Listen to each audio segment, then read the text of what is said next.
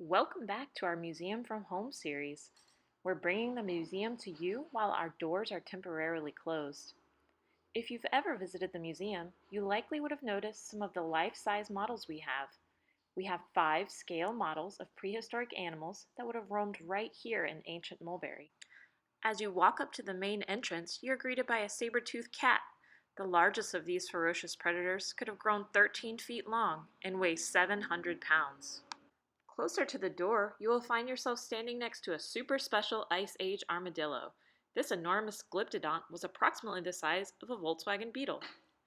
Inside the fossil gallery, we have a giant ground sloth beside a fully grown mastodon, and across the gallery, we have a juvenile mastodon. Did you know that the sculptor who created these pieces also painted the large-scale paintings inside? An artist by the name of Henry de Reus crafted the scale models, the paintings, and 2 landscape dioramas that once greeted visitors inside the fossil gallery. Mr. de Reus was hired to create these pieces, and others, for the Phosphate Valley Exposition. Polk County's original Phosphate Museum opened in 1960 near the city of Bartow. It contained Mr. de Reus's work as well as fossils from prehistoric Florida. According to a reporter in 1960, Mr. de Reus had previously worked with Walt Disney Studios. The artist worked with archaeologists from the University of Florida, creating his pieces for the exposition over a span of 2 years.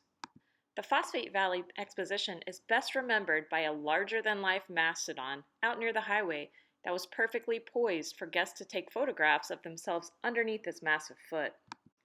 By the 1970s, the Phosphate Valley Exposition had run out of funding and closed.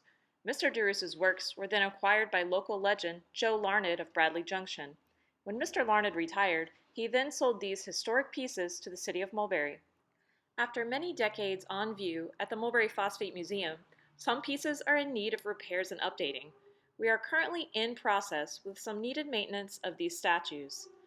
More than 70 years after their creations, Henry de Reus's works continue to delight and amaze guests of all ages at the Mulberry Phosphate Museum.